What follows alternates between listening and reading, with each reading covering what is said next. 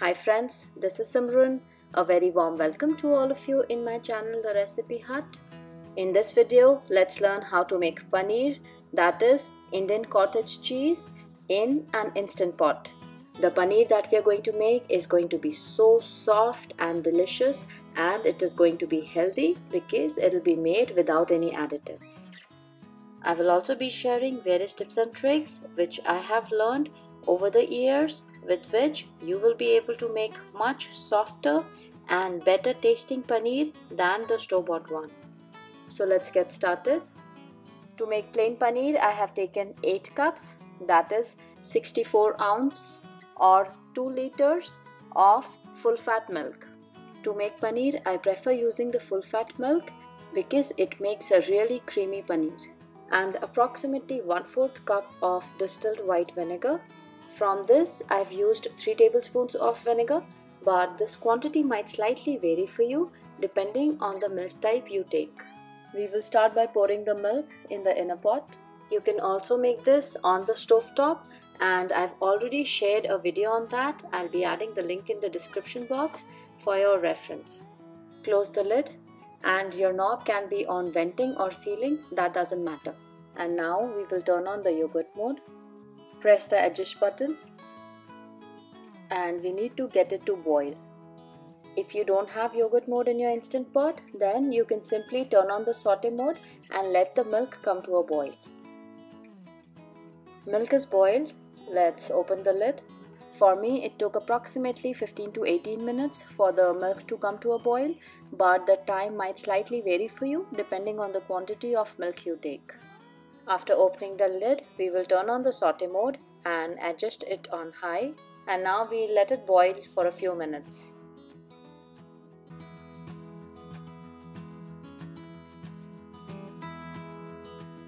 Just before the milk is about to come to a rolling boil, we'll turn off the instant pot and start adding the vinegar 1 tablespoon at a time. Right now I added 2 tablespoons of vinegar, and you can see that the milk has already started to curdle. Please make sure to turn off the instant pot at that stage because there is a chance that otherwise the milk can spill over. To this I added another tablespoon of vinegar, and within a few seconds you can see clear light green yellowish liquid. This is the whey, and you can see that the milk solids have separated from the whey. If by any chance you are not able to see this clear whey, then you might want to add a little more vinegar to it. So the exact amount of vinegar that you need to add to curdle your milk might slightly vary. To make a soft paneer, once the whey separates, we do not want to cook it further, because if you cook it further, the chances are the paneer is going to get chewy. So to stop the cooking process immediately, we need to add 1 to 1.5 cups of ice cubes. Adding the ice cubes immediately drops the temperature of the whey and stops the milk curds from cooking further. So if you want a soft paneer, please do not skip this step. Now we'll take the inner pot out. On a bowl, I've kept a big sieve, lined it with a cheesecloth. Strain all the whey and separate the milk solids from it. Transfer this on a separate bowl, and we'll keep this whey aside. Now we need to wash this paneer with cold water 2 to 3 times.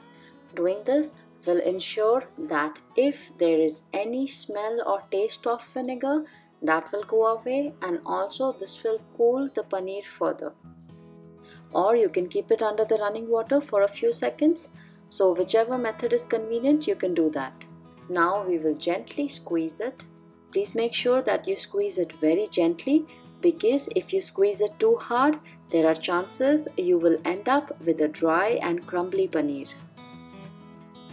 After draining out the excess water, transfer the paneer on a flat surface.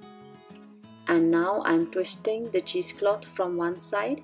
Make sure this fold is on the edge, because if the fold is in the center, once the paneer sets, there'll be a big dent in it. So to avoid that, make sure you keep it on the side. Or if you want, you can also fold the cheesecloth, but I personally prefer to twist it and keep it like this.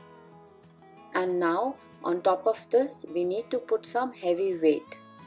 So I've kept another plate, and on that I've put a cast iron pan. I did not put the pan directly on the paneer because the moisture from the paneer can damage the coating of the pan. Added some more weight to it, and you can see that some water from the paneer has started dripping. To absorb this, I'll be placing a kitchen towel, and now we will let this set for 4 to 5 hours. But please make sure it is well balanced so it doesn't slip, and to avoid breaking anything. The weight that is left behind after straining the paneer is loaded with proteins, and it has various other health benefits. I generally store it in a glass bottle like this, and it stays in the fridge for up to a week. You can use this to knead your chapati or paratha dough. You can put it in your gravies, lentils, or you can also cook rice and pasta with it. So this way has various benefits. Please do not discard it. It's been approximately 5 hours. Let's have a look at our paneer. Gently pick up the pan. If you want, you can also do this step using a tofu press, but I personally prefer the texture of this paneer better. But it's completely your choice. 64 ounce or 2 liters of full fat milk will yield approximately 7 ounce or 200 grams of paneer. You can see how well our paneer or Indian cottage cheese has set. Time to cut it.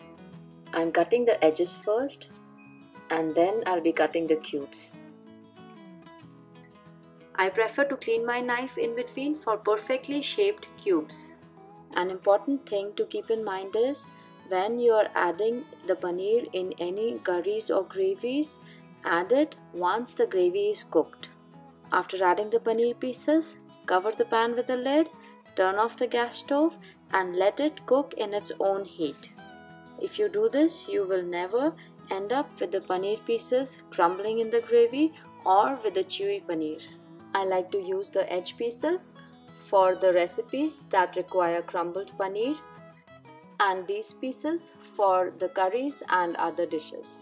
So you can see how well our paneer has set, and it is so soft. Plus, the best part is you just need 2 ingredients to make it. After cutting the paneer pieces, transfer them in a glass container, and you can freeze these if you plan to save it for a longer time. When you're ready to use it for your recipe, just submerge the pieces in hot water for 10 to 15 minutes and they will thaw.